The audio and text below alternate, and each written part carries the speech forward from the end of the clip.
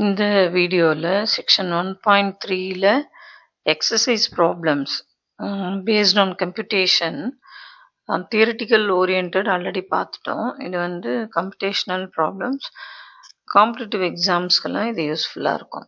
So அதுதான் நம்ம இந்த வீடியோவில் பார்க்க போகிறோம்.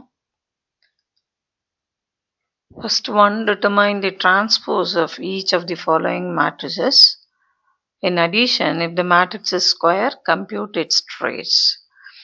இப்போ இதில் வந்து எதெல்லாம் ஸ்கொயர் மேட்ரிக்ஸ் அப்படின்னா, we have this to be a square matrix and this one, not this, and this one, H. So these are the square matrices. So trace easy, அதனால் அதை முடிச்சிடலாம்.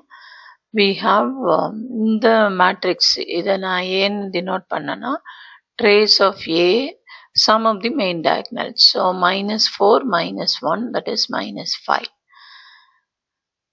அதே மாதிரி இங்கே இந்த டி பார்ட்டுக்கு வந்தோம்னா, trace of இது ஏன்னு குறிச்சோம்னா, trace of A is 10 - 4 + 6. So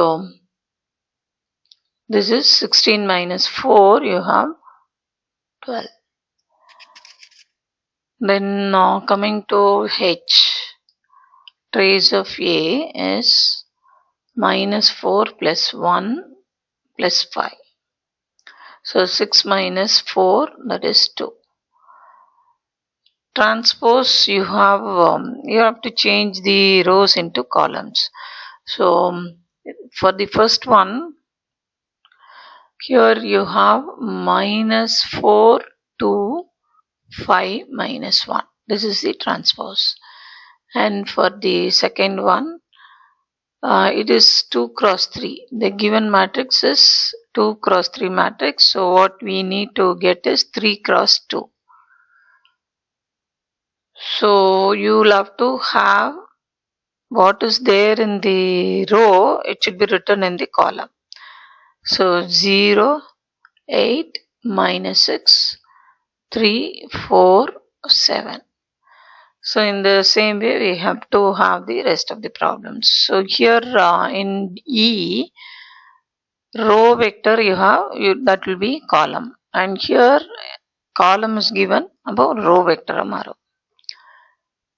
so இது வந்து டிரான்ஸ்போஸ் கண்டுபிடிக்கிறதோ அல்லது ட்ரேஸ் கண்டுபிடிக்கிறதோ அது ஈஸி. இதெல்லாம் காம்படிட்டிவ் எக்ஸாமில் கேட்கக்கூடியது. Determine whether the following sets are subspaces of R3 under the operation of addition and scalar multiplication defined on R3. அந்த addition and scalar multiplication component wise define ஆயிருக்கு. அதை முன்னாடியே நம்ம பார்த்தோம் எக்ஸாம்பிள் சொல்லும்பொழுது. இப்போ இந்த ஆன்சருக்குலாம் நம்ம ஜஸ்டிஃபிகேஷனும் கொடுக்கணும். இப்போ W1 அந்த கலெக்ஷன் என்னன்னா, collection of all order tuple satisfying this condition. இந்த கலெக்ஷன் தான் வந்து W1ல இருக்கு. ஸோ இது சப்ஸ்பேஸா இல்லையான்னு நம்ம செக் பண்ணோம்னா, அந்த க்ரைட்டீரியனை நம்ம செக் பண்ணணும். 0 இருக்கா, 2 எலிமெண்ட் எடுத்துட்டோம்னா எக்ஸும் ஒய்யும், closure with respect to addition ட்ரூவா, and then closure with respect to scalar multiplication ட்ரூவா. ஸோ இதெல்லாம் நம்ம செக் பண்ணணும். ஸோ ஃபஸ்ட்டு சப்டிவிஷன் ஏ எடுத்தோம்னா, 0 பிலாங்ஸ் டு W1. எதனால 0 பிலாங்ஸ் டுனா, இப்போ 0 0 0 இதுதான் என்னோட A1 A2 A3. அப்போ இந்த கண்டிஷன் ஆப்வியஸாக அது சாட்டிஸ்ஃபை பண்ணுது. இப்போ அடுத்தது எக்ஸ் ஒய் 2 மெம்பர் W1ல எடுத்தோம்னா, A1 A2 A3 B1 B2 B3 order triplet. அப்போ அது A1 இது என்ன சாட்டிஸ்ஃபை பண்ணணும்னா, A1 is equal to 3A2, A3 is equal to -A2 அந்த கண்டிஷன். அதே மாதிரி B1 is equal to 3B2, B3 equal to -B2. So இது ரெண்டும் நமக்கு தெரியும். இப்போ நம்ம சொல்ல வேண்டியது எக்ஸ் ப்ளஸ் ஒய்யும் W1ல இருக்குன்னு. அப்போ எக்ஸ் ப்ளஸ் ஒய்னா என்னன்னு முதல்ல எழுதணும். அதுக்கப்புறம் அது இந்த W1ல இருக்கணும்னா இந்த மாதிரியான கண்டிஷனை அதை சாட்டிஸ்ஃபை பண்ணுதான்னு செக் பண்ணணும். ஸோ எக்ஸ் ப்ளஸ் ஒய் அப்படிங்கிறது component wise A1 + B1, A2 + B2, A3 + B3. So இது W1ல இருக்கணும்னா இந்த கண்டிஷன் என்னன்னா ஃபர்ஸ்ட் காம்பனண்ட்ல இருக்கிறது 3 டைம்ஸ் செகண்ட் காம்பனண்ட். இப்போ ஃபர்ஸ்ட் காம்பனண்ட்ல இருக்கிறது 3 டைம்ஸ் செகண்ட் காம்பனண்ட் அந்த மாதிரி இருக்கா? அதே மாதிரி A3 அது third component is equal to negative of the second component. அப்போ A3 plus B3 is negative of the second component A2 plus B2. So இதுதான் நம்ம செக் பண்ணணும். இதை செக் பண்ணோம்னா தான் நம்மளுடைய x plus y W1ல இருக்கு அப்படின்னு நமக்கு தெரிய வரும். So LHS when you consider it is A1 plus B1. அப்போ இது வந்து எனக்கு ஆல்ரெடி தெரியுது 3A2 plus 3B2. This is known.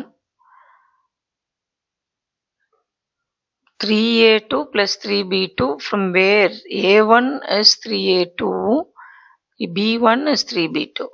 அப்போ இதுலேருந்து இதுதான் நம்ம செக் பண்ண போகிறோம். ஸோ இதுலேருந்து 3 வெளில எடுத்துட்டோம்னா we are getting this. அடுத்தது A3 plus B3. A3 இங்கிருந்து மைனஸ் A2 இங்கிருந்து. B3 வந்து மைனஸ் B2. அப்போ minus of A2 plus B2. அதுதான் நம்ம செக் பண்ணணும். அது ட்ரூன்னு வந்திருக்கு. அடுத்தது scalar multiplication. So CXங்கிறது CA1, CA2, CA3. நம்ம என்ன செக் பண்ணணும்னா CA1 வந்து 3 டைம்ஸ் செகண்ட் காம்பனண்ட்டா, CA3 negative of the second காம்பனண்ட்டா, இதுதான் நம்ம செக் பண்ணணும். ஆனால் A1 அப்படிங்கிறது 3 டைம்ஸ் A2, A3 அப்படிங்கிறது மைனஸ் A2. ஸோ இது யூஸ் பண்ணோம்னா நமக்கு இந்த part C scalar, A2 scalar, அதனால இந்த minus sign we can easily take out. So minus CA2. So இந்த கண்டிஷன் எல்லாம் சாட்டிஸ்ஃபை ஆகிறதுனால இந்த W1ங்கிறது subspace.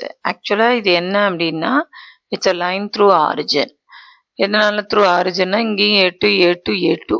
So 0 is a member of R. So it's a line through A2. எதனால line அப்படின்னு சொல்கிறோம்னா இது வந்து ஒரு பிளேனு, இதுவும் ஒரு பிளேனு. இந்த ரெண்டுத்தையும் சாட்டிஸ்ஃபை பண்ணக்கூடியது. ரெண்டு பிளேன் கட் ஆச்சுனாக்கா அது லைனில் தான் கட் ஆகும். So intersection of two planes is a line. அதனால தான் இதை வந்து இட்ஸ் அ லைன் த்ரூ ஆரிஜின்னா ஆப்வியஸாக இது.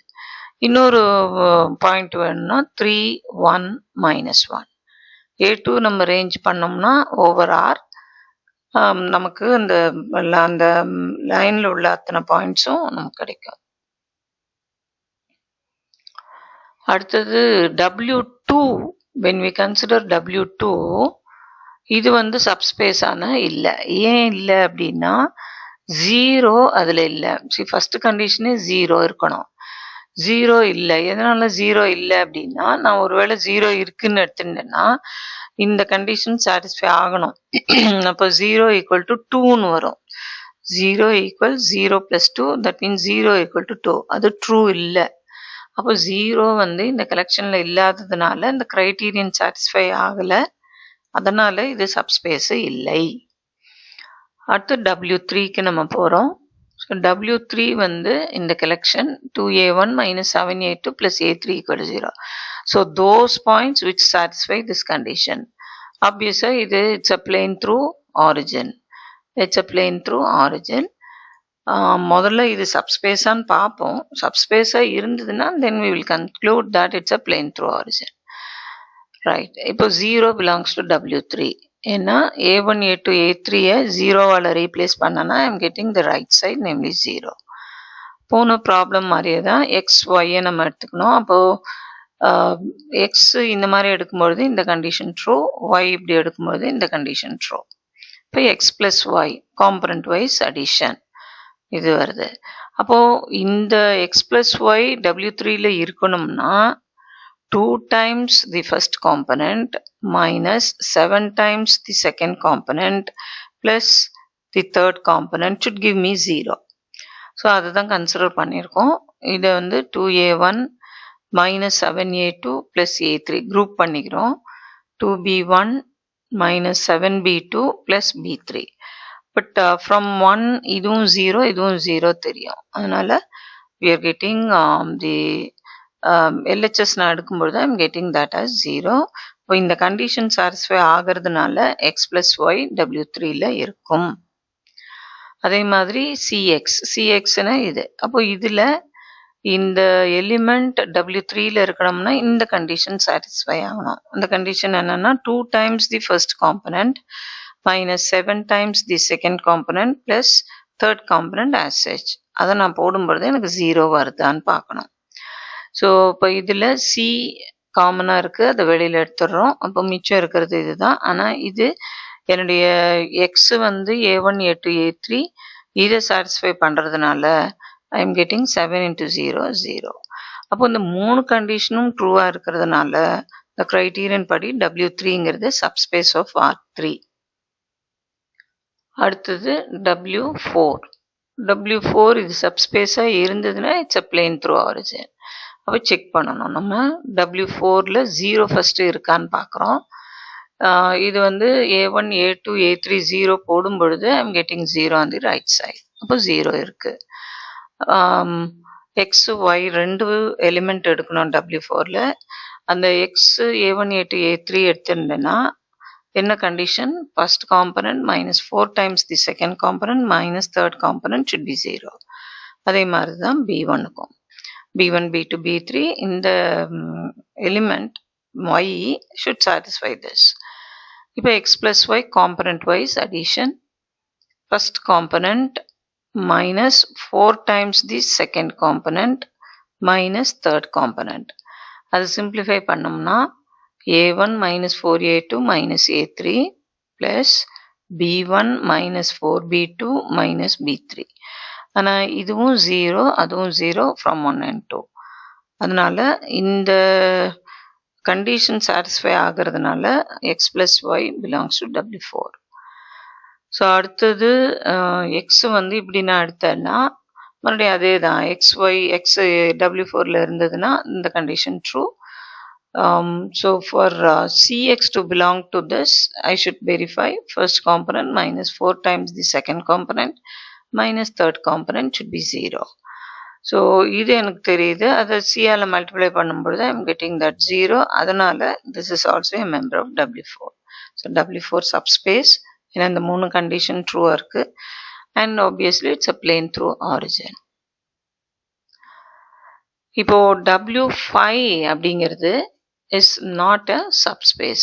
மறுபடியும் 0 அதில் இல்லை. 0 0 0 போட்டால் 0 equals 1ன்னு வரும். ஸோ 0 இல்லாததுனால W5யும் சப்ஸ்பேஸ் இல்லை. பட் W6ம் நாட் எ சப்ஸ்பேஸ்ன்னு சொல்ல போகிறோம். இதில் 0 it belongs to W6. 0 இருக்குது. ஆனால் closure with respect to addition it fails. எதனால அப்படின்னு நம்ம பார்ப்போம். இந்த W6 இதில் இந்த ஈக்குவேஷனை சாட்டிஸ்ஃபை பண்ணக்கூடிய செட் ஆஃப் எலிமெண்ட்ஸ் எப்படி இருக்கும்னா இப்படி தான் இருக்கும். That's very obvious. இந்த ஈக்குவேஷனை இந்த ரெண்டும் சாட்டிஸ்ஃபை பண்ணும். So you can have K and L ranging over R. So ரெண்டு எலிமெண்ட் இந்த எல்லை வேரி பண்ணி இதுலேருந்து எடுத்தாலோ அல்லது இதுலேருந்து எடுத்தாலோ அந்த X plus Y will belong to W6. ஆனால் எக்ஸ் வந்து இதுலேருந்தும் ஒய் வந்து அடுத்ததுலேருந்தும் எடுத்தோம்னா then X plus Y will not satisfy, it will not be a member of W6. ஒரு எக்ஸாம்பிளுக்கு கேவும் எல்லும் 1 1ன்னு நான் எடுத்துட்டேன்னா என்னுடைய எக்ஸு √3 √5 0, ஒய் வந்து 0 √6 √3. அப்போ எக்ஸ் பிளஸ் ஒய் எப்படி இருக்கும்னா இப்படி தான் இருக்கும். அப்போ இந்த எலிமெண்ட் W6ல இருக்கணும்னா 5 times the A1 square, 5 times the A1 square. A1 square A1ங்கிறது √3. So you have 5 times, it is not 2.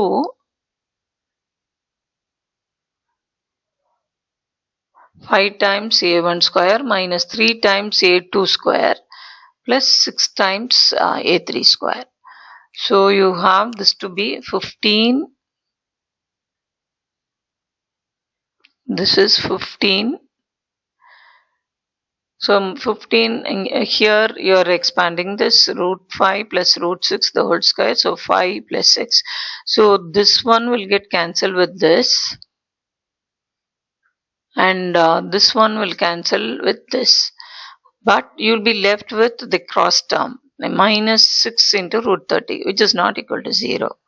So W6 is not a subspace. ஏன்னா closure with respect to addition fails. ஒரு axiom fail ஆனாலே அந்த W6 அந்த subset வந்து சப்ஸ்பேஸா இருக்க முடியாது. இப்போ அடுத்து நம்ம இதே ப்ராப்ளத்துல describe W1 intersection W3, W1 intersection W4 and W3 intersection W4. So இது வந்து காம்படிட்டிவ் எக்ஸாம்ல கேட்டிருக்காங்க. ஆப்ஷன் கொடுத்துருவாங்க W1 intersection W3 when you compute one of the 4 which is correct. So அது மாதிரி வரும். ஸோ அதில் நம்ம இப்போ இந்த எப்படி அதை அப்ரோச் பண்ணுறது அப்படிங்கிறது தான் பார்க்க போகிறோம். ஸோ W1 என்னன்னு தெரியும், W3 என்னன்னு தெரியும், இன்டர்செக்ஷனில் என்ன வரப்போகுது அப்படின்னு பார்க்கறதுக்கு எக்ஸ்ன்னு ஒரு எலிமெண்ட்டை அந்த இன்டர்செக்ஷனில் இருக்கிறதா எடுத்துட்டோம்னா எக்ஸ் W1லையும் இருக்குது, எக்ஸ் W3லையும் இருக்குது. இப்போ எக்ஸ் W1ல இருந்தால் இந்த கண்டிஷன் ட்ரூ, ஸோ அது 1ன்னு நேம் பண்ணியிருக்கோம். எக்ஸ் W3ல இருந்ததுன்னா இந்த கண்டிஷன் ட்ரூ, அதை இங்கே எழுதியிருக்கோம். இப்போ இந்த A1க்கு பதிலாக இந்த 3A2 போட்டோம்னா இது வரும், A3க்கு பதிலாக இந்த -A2 போட்டோம்னா இது. So when you simplify this you are getting A2 to be 0. அப்போ A2 0 ஆச்சுன்னா A1ம் 0, A3யும் 0. அப்போ என்னுடைய எக்ஸ் A1 A2 A3ல A2 0, அதனால A1 0, A3 0. அப்போ எக்ஸ் என்னவா இருக்கணும்னா ஜஸ்ட் 0வாக தான் இருக்கணும், 0 vector. So W1 intersection W3 is just singleton 0. இப்போ அடுத்து W1 intersection W4, இதில் என்ன வரும் பார்க்கணும். ஸோ அதை வந்து ஒரு Y அப்படின்னு எடுத்துப்போம். அப்போ அந்த Y W1லையும் இருக்கணும், Y W4லையும் இருக்கணும். இந்த Yங்கிறது A1 A2 A3. அப்போ A1 is equal to 3A2, ஏன்னா Y belongs to W1ங்கிறதுனால இது ட்ரூ, Y belongs to W4ங்கிறதுனால இது ட்ரூ. அப்போ when we consider this, A1க்கு பதிலாக நான் 3A2 போடுறேன், A2 அதே மாதிரி அப்படியே இருக்கு, A3க்கு பதிலாக -A2 போடுறேன். So this is what I get. அப்போ இதுல வந்து 4A2 - 4A2 0ன்னு வருது. அப்போ A2க்கு 0 மாத்திரம்தான் கொடுக்கணுமா அப்படின்னா இல்லை, ஏதான 1ன்னு கொடுத்தா கூட அது ட்ரூவா இருக்கும், 2ன்னு கொடுத்தாலும் ட்ரூவா இருக்கும். So any number that you put for A2 value you will get that to be 0. அப்போ ஜென்ரலா நம்ம எடுக்கும் பொழுது A2வை Kன்னு எடுக்கிறோம் அப்படின்னா 3K - 4K + K 0. அப்போ A2க்கு Kக்கு நான் கொடுக்கலாம். அப்போ A2க்கு Kன்னு கொடுத்தேன்னா A1 என்னவா இருக்கும் 3K, A3 என்னவா இருக்கும் -K. அப்போ என்னுடைய இந்த W1 intersection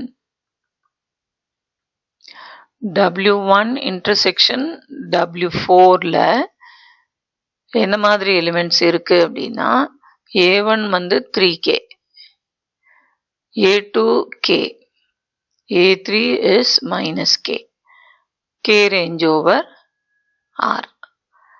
Or you can also mention it as K when you take out 3, 1, -1. So W1 intersection W4 will have elements like this. So you have again இதுவும் வந்து ஒரு plane தான், line, intersection of two planes வரும். So இதுவும் line தான். அடுத்து W3 intersection W4, அதில் எப்படி வருதுன்னு பார்ப்போம். W3 intersection W4, you take some x in W3 intersection W4. X is A1 A2 A3. என்ன கண்டிஷன், W3ல இருக்கிறதுனால இந்த கண்டிஷன் ட்ரூ, W4ல இருக்கிறதுனால இந்த கண்டிஷன் ட்ரூ. இப்போ இது ரெண்டுத்தையும் சால்வ் பண்ணணும். So adding these two we get 3A1 - 11A2 0, or 3A1 is equal to 11A2. We shall name that as 3. இப்போ you multiply equation 2 by equation 2 by 2. So you have 2A1 - 8A2 - 2A3. Name that as 4. And the equation 1 அப்படியே எழுதணும். இந்த subtract பண்ணோம்னா we are getting minus a2 minus 3a3 0 அல்லது 3a3ங்கிறது minus a2. இதை equation 5ன்னு எடுத்துட்டோம்னா 3 and 5லேருந்து நமக்கு என்ன கிடைக்குது? we are replacing a2 by minus 3a3. a2 by minus 3a3. அப்போ 3 கேன்சல் பண்ணும்போது a1 வந்து minus 11a3, a2 is minus 3a3, a2 is already minus 3a3. So இப்போ a3க்கு நான் கேன்னு ஒரு வேல்யூ கொடுக்கும் பொழுது a3க்கு மைனஸ் கேன்னு ஒரு வேல்யூ கொடுக்கும் பொழுது a1 கேன்னு கொடுக்கக்கூடாதான்னு கொடுக்கலாம். So accordingly here I will have the collection. So 11k 3k. So you taking k out, you get all elements of this form. Obviously it's a line through origin.